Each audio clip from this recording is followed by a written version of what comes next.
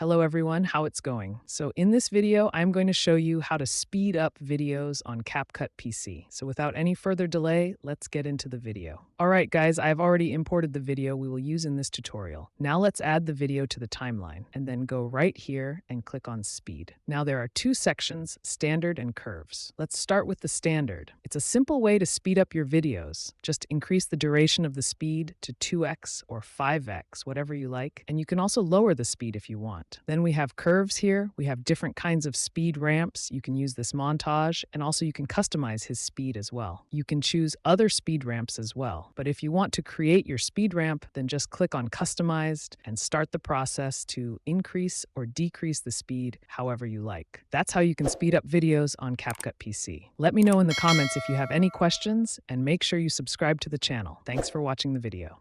I know you told your friend you're not okay, and tell me